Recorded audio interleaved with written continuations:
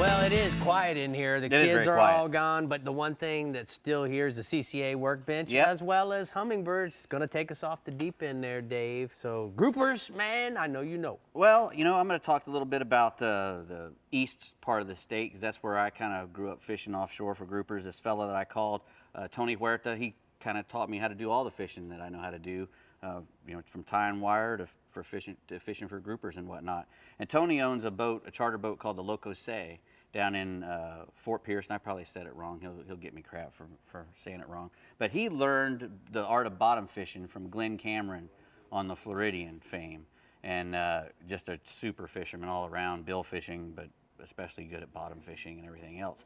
And when Tony is out targeting grouper, he likes to use live baits, and his first choice for live baits, especially on the reef, is a croaker. He likes to use a big croaker for the grouper, or he'll use a blue runner. He likes a blue runner, about a hand-sized blue runner if he's fishing in deep water, smaller if he's fishing inshore. Pinfish is good. A pigfish is also a good bait. Any of those little baits, and a lot of the stuff that you catch on the reef. When he uses a pinfish, you know, he likes to use a big pinfish to catch a big grouper, and what he'll do is he'll make sure he trims the dorsal fins off the pinfish, so when it gets down he has a better hookup ratio on it. A big grouper has no problem eating a big pinfish, but when his dorsal's up and everything, it might have a hard time getting it down. And this is a good rod to put a big live bait like that on. Yeah, there's a Macaira 30-pound rod with a 2-speed Macaira 30. Yep.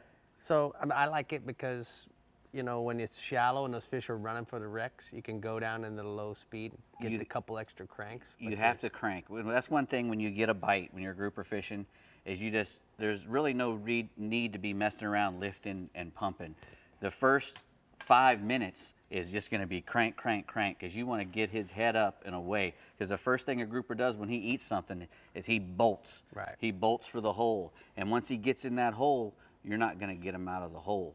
You know? I always felt, and correct me if I'm wrong, I felt that, you know, you pull his head like this. If he can turn around and see the hole, that's where he gets the advantage. But if you can keep that head coming and he can't turn around and see where he wants to go, exactly, he can't see where he wants to go, guess what? Hey, that very well may be true. When he's out there fishing, he's using a 100-pound leader, and I brought this leader out for effect.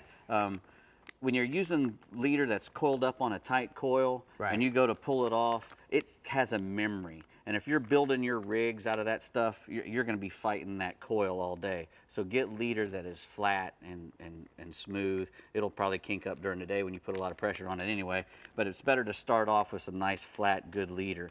You're going to want a 7/0 hook, 7 to 9/0, and you're going to want to match it to your bait size.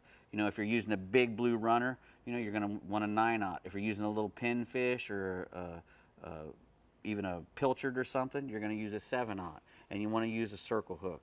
You know, circle hook gets swallowed, comes back out, and nails him right in the corner of the jaw. Now the rig that he uses, he'll put a 100-pound fluoro as his main line, and what they'll do is they'll run about a 30-foot length as a header of 100-pound mono, and they'll make a double line attachment, or they'll put it up inside to splice it and make a good connection to the 100-pound, and then they'll go down to a swivel, and then they'll have a short 5-foot to 6-foot 100-pound leader down to the hook. And above the swivel, they'll put a red bead and however much weight they want to put down. And you only want to put as much weight as you need to get to the bottom quick and stay on the bottom.